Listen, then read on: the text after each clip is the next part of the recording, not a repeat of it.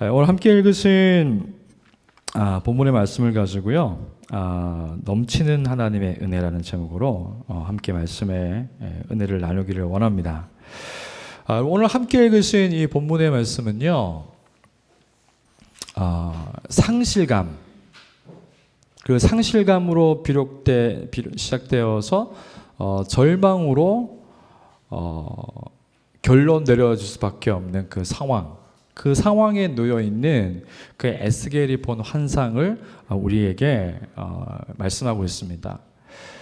그래서 오늘 우리 함께 이 말씀을 통해서요, 이 말씀이 우리에게 오늘날 우리가 상실감을 느끼고 또 그 상실감이 반복해서 절망에 빠져 있는 사람, 우리에게, 이 시대 사람들에게 너무나 그 소망이 있는 말씀인 것 같아요. 오늘 말씀을 통해서 저와 여러분에게 주신 하나님의 은혜를 발견할 수 있기를 원합니다. 여러분, 성전에서 하나님을 섬겨야 할 제사장 가문에 에스겔이 있었는데요.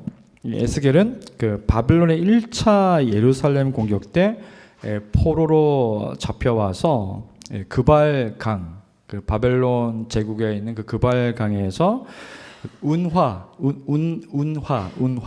그 대운하를 갖다가 건설하는 거기에 노예로 노동을 하는 노예로 살게 됩니다. 포로로 잡혀와서 대운하를 건설하는 그 현장에 거기서 노예로 살게 되는 상황이었어요. 우리가 이 에스겔의 어떤 그 삶에 대해서 우리가 좀 이해하기 위해서는요, 에스겔에 대한 얘기 좀 해야 되는데요. 이 에스겔은 레인이 성전에서 섬길 수 있는 나이가요, 25살에서 50세까지였습니다. 그 당시 성경에 보게 되면요, 에스겔이 잡혀왔던 때가 딱 25살 되던 그런 해였습니다. 25살에 바벨론의 포로로 잡혀갔고, 말씀드렸던 것처럼 그 제국을 확장하기 위해서 그 대운하를 만드는 거기에 이제 건설의 소모품으로 살게 되었죠. 그래서 이 바벨론의 이 제국을 확장하기 위해서 바벨론은 그 강과 강을 연결하고 강과 바다를 연결하는 그 대운하를 건설하면서 세계 정복을 꿈꾸었는데, 이 바벨론의 세계 정복이라는 야심의 희생양으로 이제 에스겔은 하루하루 살게 된 것입니다. 이 상황이 이야기하고 있는 것이 뭐냐면요, 이 에스겔에게는요, 달콤한 미래가 없다는 거예요.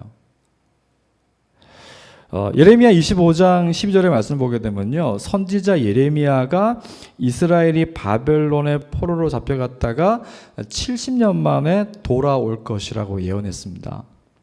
자, 에스겔이 포로로 잡혀갔을 때 나이가 25살이에요.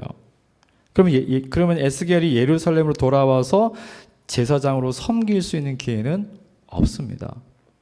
그렇죠? 25살에 갔으니까 70년이 지나면 95살이잖아요. 살아서 돌아온다 할지라도 성전에서 그가 평생 제사장 가문에 태어나서 제사장의 일을 하면서 살 거라고 생각했는데, 그 명예로운 직분을 가지고 살 거라고 생각했는데 그 일을 할 수가 없는 거죠. 그런 희망이 없습니다. 여러분, 전쟁터에서 전사한 청년들에 대한 제가 기사를 한번 읽은 적이 있는데요. 세계 2차 대전 때 수많은 젊은이들이 전쟁에서 희생당했죠. 전쟁터에서 전사한 청년들은 다 꿈이 있었어요. 근데 하지만 시작도 못 해보고 삶을 마감했습니다. 여러분, 그 푸틴의 그 전쟁 동원령이 끔찍한 이유는요, 대의와 명분이 없는 전쟁에 사람들을 희생시키고 있다는 것에 있습니다. 뭐 자유와 정의를 지키기 위해서 희생하는 것이 아니라 이 정치인들이 가지고 있는 한 나라의 기득권 세력들이 가지고 있는 그 두려움과 독선 때문에 수많은 사람들이 생명을 희생당하는 것이죠. 근데 에스겔도 그랬어요. 25살이 되면 예루살렘 성전에서 은퇴할 때까지 하나님을 섬기는 꿈을 꾸면서 어릴 때부터 살아왔던 한 청년. 하지만 바빌론의 침략 전쟁 때 포로로 잡혀가서 제국을 확장하는 그 운하 건설의 노예로 평생 살게 되었습니다. 만약에 여러분이 그 에스겔의 상황이라면은 어떤 마음이 들겠습니까? 여러분이 그와 같은 상황을 마주한다면, 우리 옛날에 일제 그 식민지 시대가 있었지 않습니까? 또 잠깐이지만은 그 6.25 전쟁 때 도시와 도시가 함락당하고 또 공산당이 사회주의를 신봉하는 사람들이 잠시 잠깐 이렇게 점령한 땅을 통치하고 뭐 이러면서 자유를 빼앗기고 내가 원하는 삶을 살지 못하고, 근데 그런 일들이 그 당시에만 있었던 것이 아니고 오늘날의 우리의 삶을 돌아보게 되면요, 우리의 삶에도 상실감과 절망이 있다는 겁니다. 얼마 전에 20대 여성이 코인에 1,000만 원을 투자했다가 이제 그 코인 그 주식회사가 그 상장 폐지가 되면서 1,000만 원을 투자했는데 그 16만 원을 돌려받았대요. 16만 원을 돌려받을 것을 전혀 상상하지 못했겠죠. 우리는 그 실제로 우리의 삶에서 이 절망이라는 것은요, 단순히 돈을 잃었기 때문에, 건강을 잃었기 때문에, 내가 하고 싶은 일을 못하는 상황이 되었기 때문에 오는 것이 아니라는 것을 아셔야 됩니다. 그럼 절망은 내가 걸었던 희망이 결코 일어날 수 없는 일이라는 것을 알게 될 때 절망하게 돼요. 인생은 살 수 있죠. 뭐 생명이 붙어 있으니까 삶은 계속 살 수 있어요. 근데 절망하면서 살게 되면요, 더 이상 미래에 대한 희망을 가지지 않습니다. 그냥 사는 거예요. 그냥 삼시세끼 밥 먹고 그냥 사는 거예요. 여러분, 에스겔의 삶이 그와 같이 절망 가운데 빠진 겁니다. 근데 그 절망 가운데 있는 에스겔에게 하나님이 환상을 보여주면서 그 현실을 견딜 수 있는 힘을 주십니다. 현실을 견딜 수 있는 힘을 주십니다. 여러분, 희망이 상실감이나 절망이 되지 않기 위해서는 그 희망의 출처가 어디인가가 매우 중요합니다. 만약 희망이 나의 능력에 의해서 좌우되는 것이라면, 내 미래가 나의 능력에 의해서 좌우되는 것이라면요, 그 희망은 실패할 가능성이 굉장히 높습니다. 경쟁 사회에서 상대적인 우위가 있는 우리가 어떻게 항상 선점하면서 우위를 점하면서 살 수가 있겠습니까? 불가능한 일이죠. 우리는 어느 순간 실패할 수 있어요. 어느 순간 무너질 수 있습니다.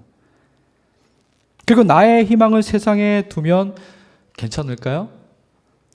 우리는 세상에 희망을 두었다가 얻은 것이라곤 희망 고문이 아닐까라는 생각을 참 많이 해요. 정치인들에게 희망을 걸었다가, 정당에 희망을 걸었다가, 어떤 사람의 희망을 걸었다가 다 실망시킵니다. 기대와 실망의 반복은 불신이 되고, 그 불신이 우리가 살고 있는 사회 기저에 깔려 있습니다. 그러니까 어떻게 보면 깊은 불신 가운데 이 사회가 어떻게 보면 진짜 희망 없이 그냥 뭔가 내가 붙들고 살아야겠다라는 어떤 뭔가 작은 희망을 붙들고 사는 것처럼 보일 때가 많은 것 같아요.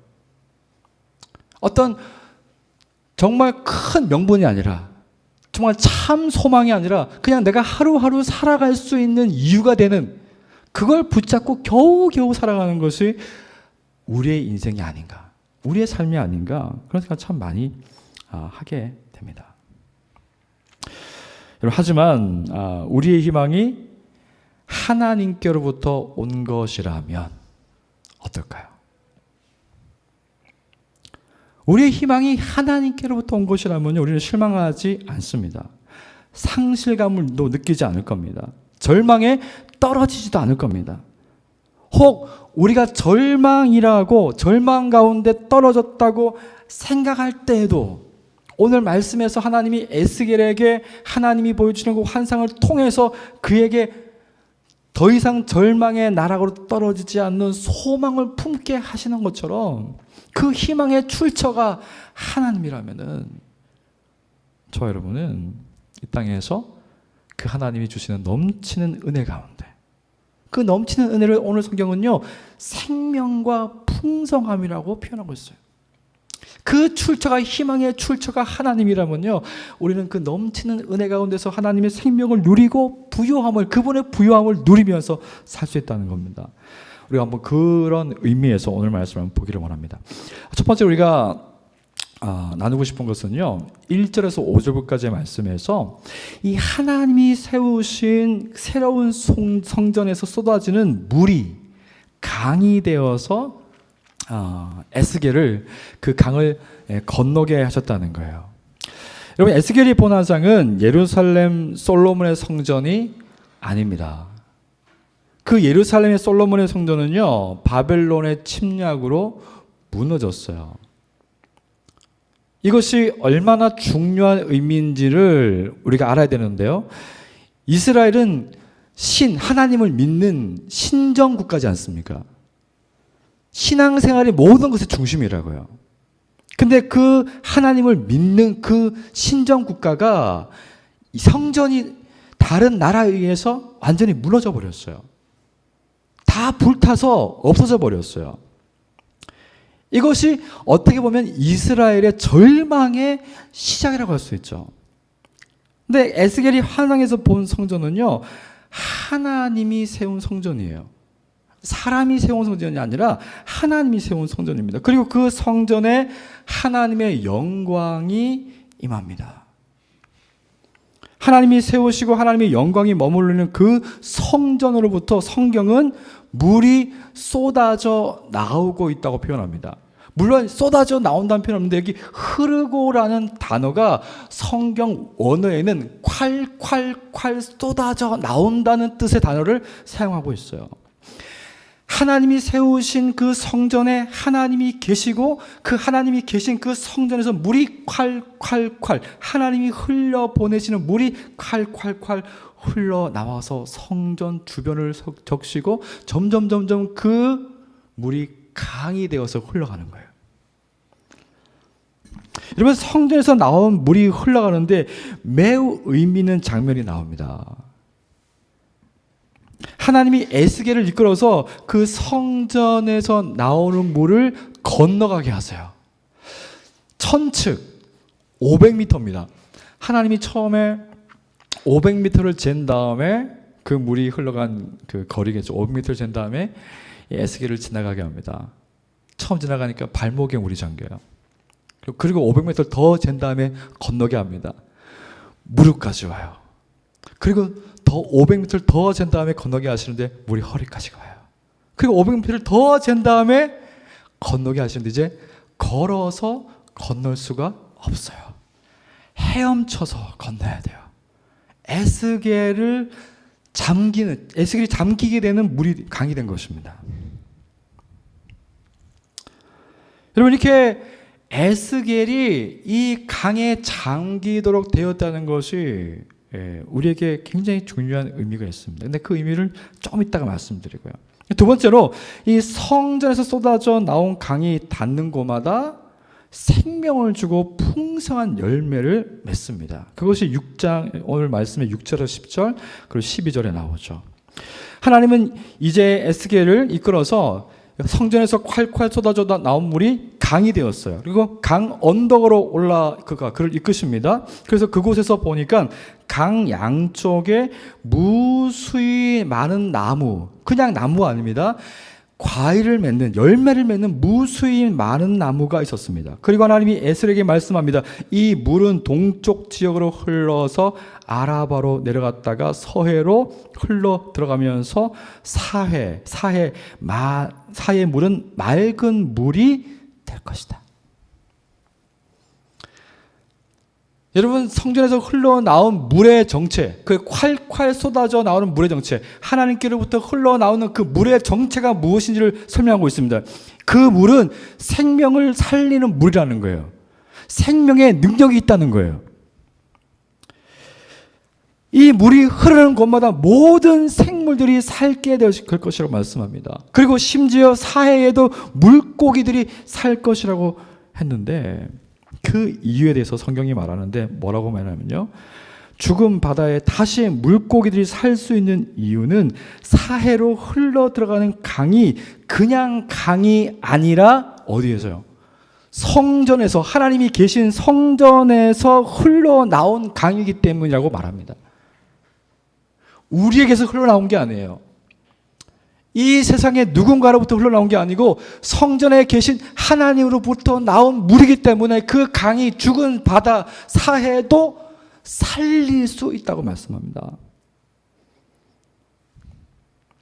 성전에서 흘러나와 만들어진 강이 닿는 곳마다, 그 사해의 물이 닿는 곳마다 그 짠물이 변화해서 민물이 되는 거예요.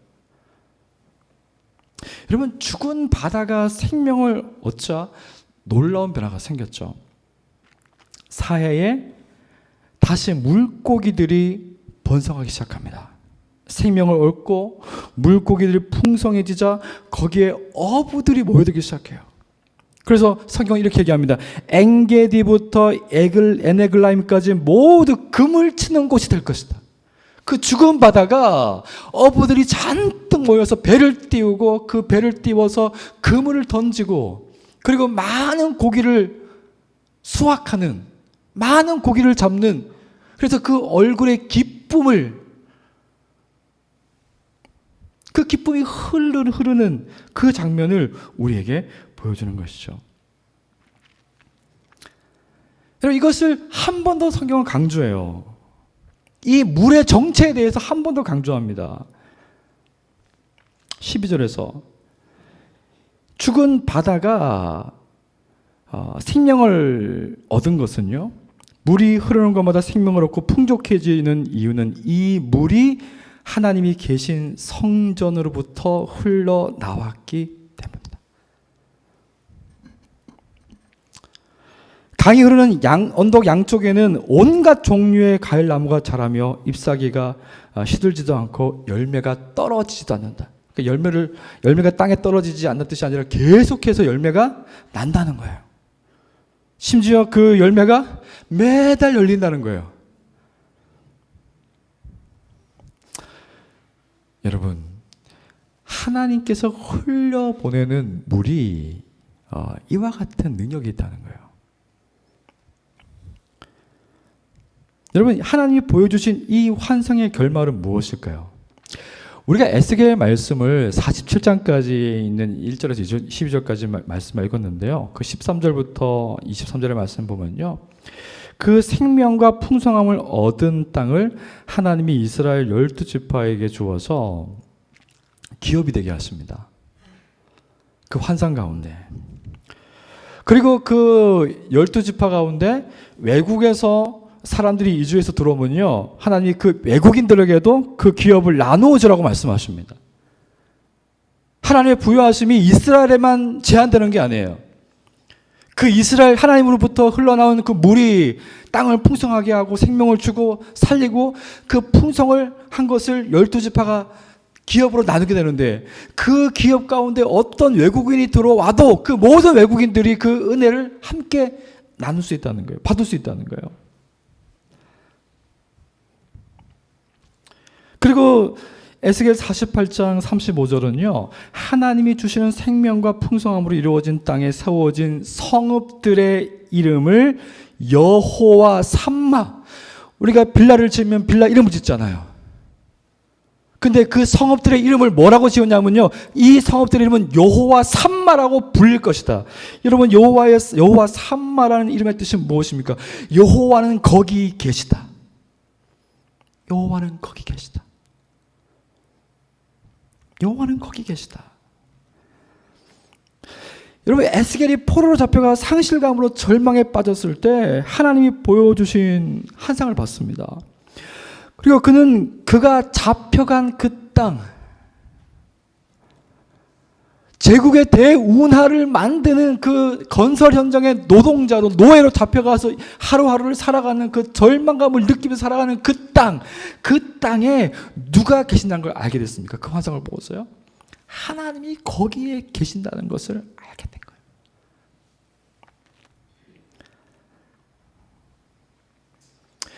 여러분, 에스겔의 그 삶에 대해서 에스겔은 더 이상 기록하고 있지 않아요. 근데 아마 제가 추측건데 그는 제사장 가문의 사람이었잖아요. 그는 다시 고국으로 돌아가서 예루살렘 성전에서 하나님을 섬기지 못한다 할지라도 이 땅에서 여기도 하나님이 계시니 이 땅에서 여기에서 하나님을 섬기며 하나님의 백성들을 섬기면서 살아야겠다라고 그의 절망이 소망으로 바뀌었을 겁니다. 저는 확신합니다. 여러분, 하나님의 이 환상이 에스겔의 삶의 그 절망을, 상실감을 완전히 바꿔놨습니다. 여러분, 하나님이 보여주신 이 환상은요, 그분의 아들 예수 그리스도 안에서 성취되었고 완성될 것입니다. 여러분, 이스라엘이 상실감을 느끼고 절망에 빠진 이유는 무엇입니까? 하나님을 믿음으로 하나님이 정복하게 하신 가나안 땅에 살면서 하나님을 사랑하고 섬겨야 할 이스라엘이 한 세대가 지나가기도 전에 하나님이 아닌 그 땅의 사람들이 숭배하는 우상을 섬기기 시작했어요.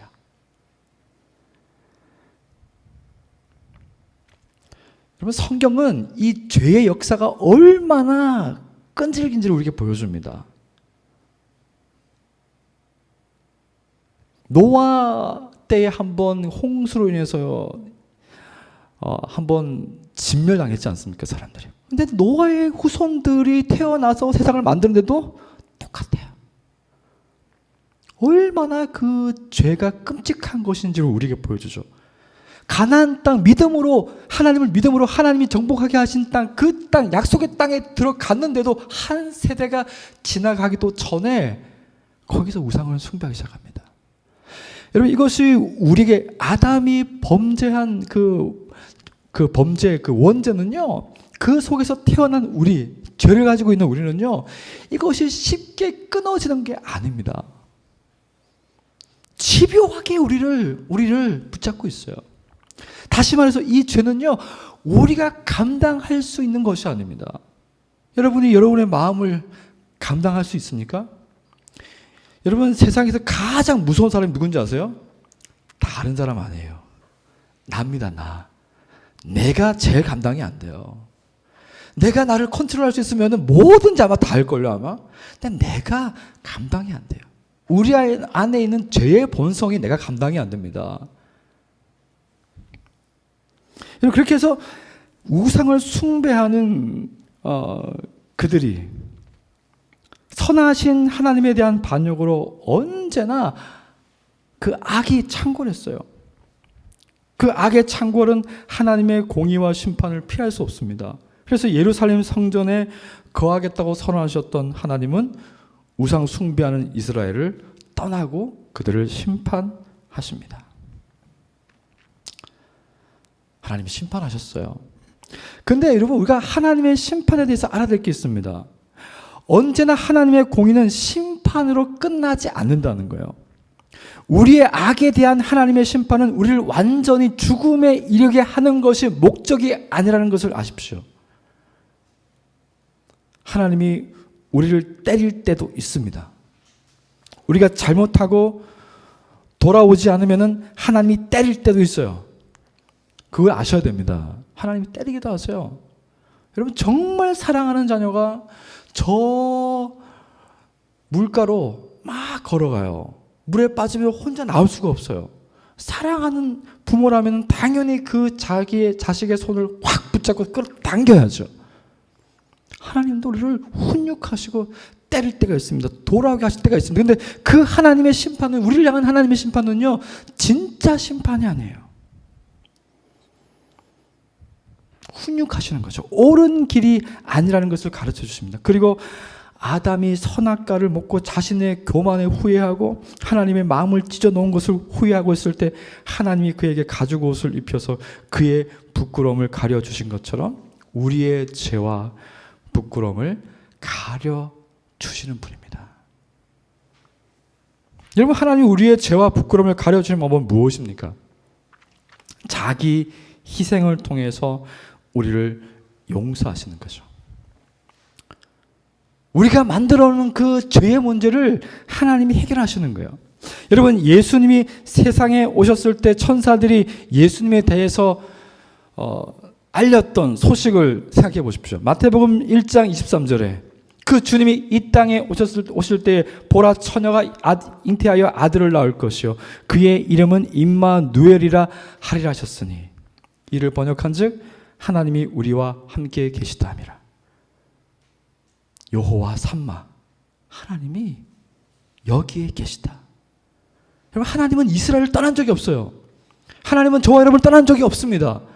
우리의 감정이 하나님 나를 떠난 것처럼 느껴진다 할지라도요, 하나님은 저와 여러분을 떠난 적이 없어요.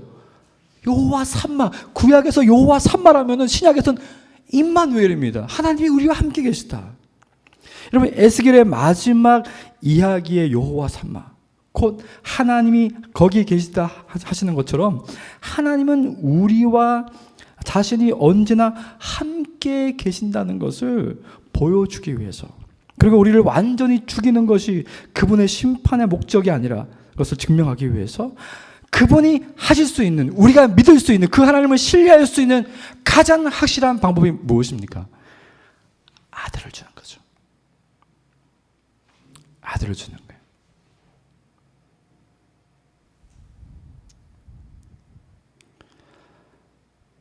여러분의 자녀가 잘못을 했어요. 아니, 여러분이 잘못을 했어요. 근데 친구가 여러분 대신에, 혹은 여러분의 자녀 대신에 자기 자녀를 대신 감옥에 보낸다면 그 친구 믿을 수 있지 않겠습니까? 평생 신뢰할 수 있지 않겠습니까?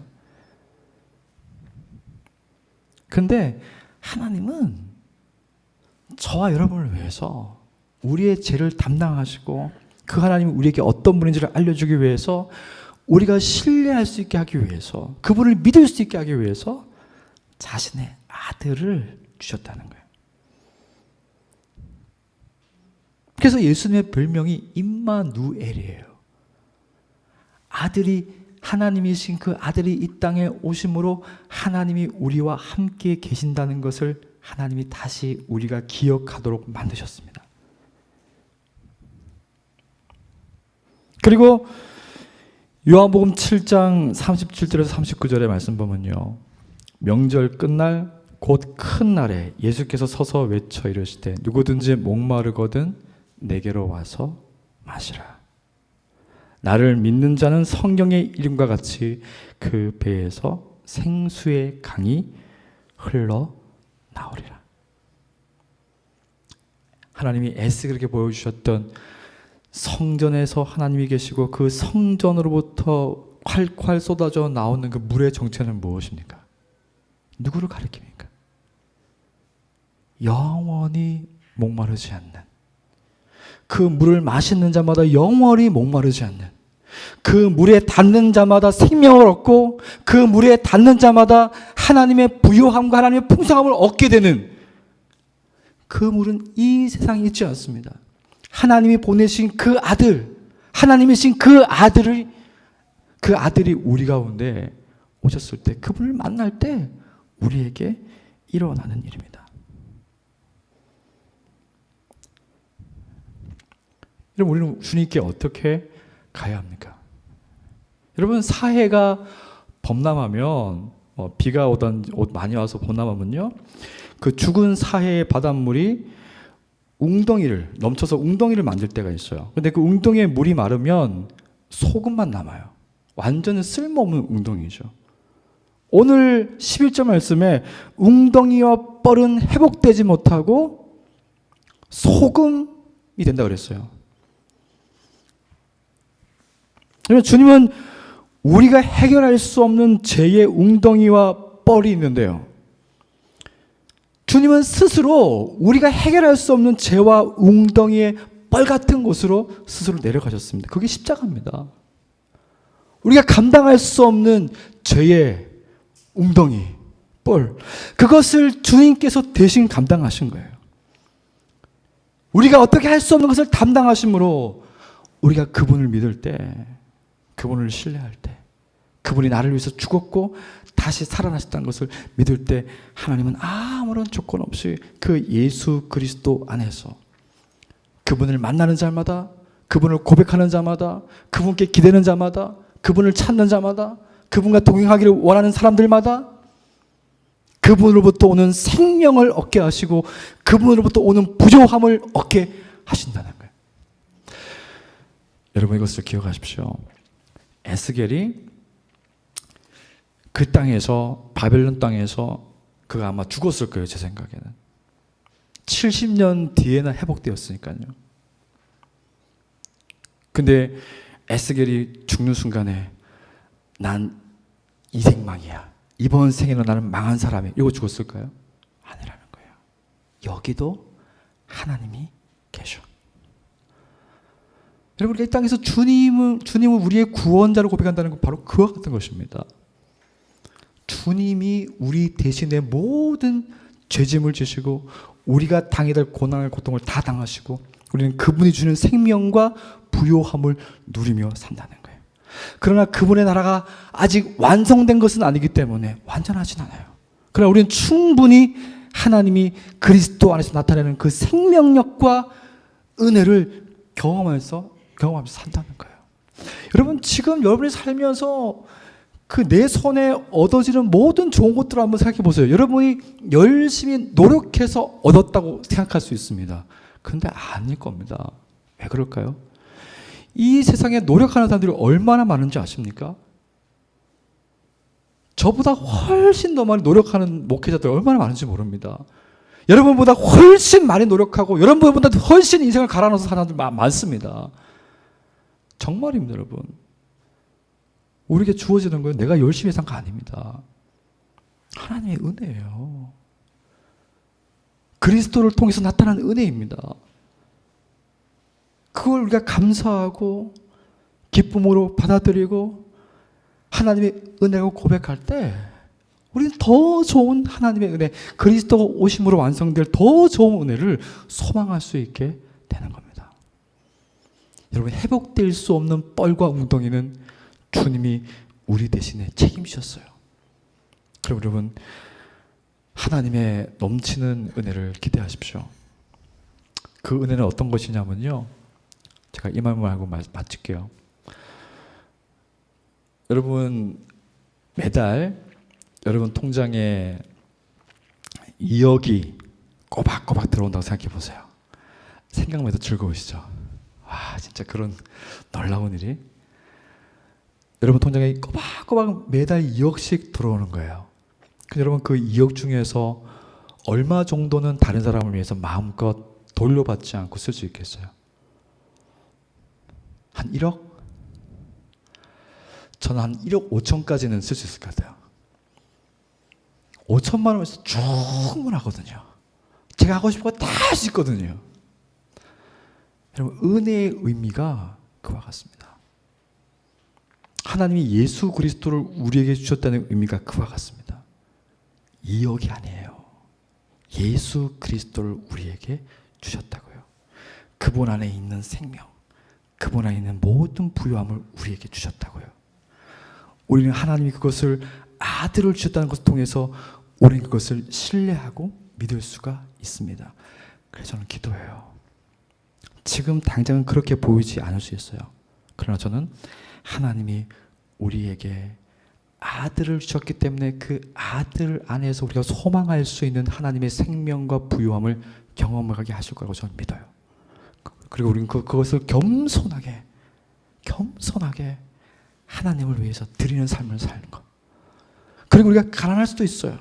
하지만 그 은혜의 경험이 있기 때문에 우리는 더 좋은 하나님의 나라를 경험할 수가 있습니다. 여러분, 이 한 주간 그 넘치는 은혜를 한번 기대해 보십시오. 차고 넘치게 흐르시는, 내가 죽어도 돌려받을 거 생각하지 않고 인색하지 않게 하시는 그 하나님의 은혜가, 내가 손으로 열심히 수고해도 얻을 수 없는 그 은혜가 예수 그리스도 안에서 우리에게 부어져 있다는 것을 기억하시고 그 은혜로 우리가 살 수 있기를 간절히 원합니다.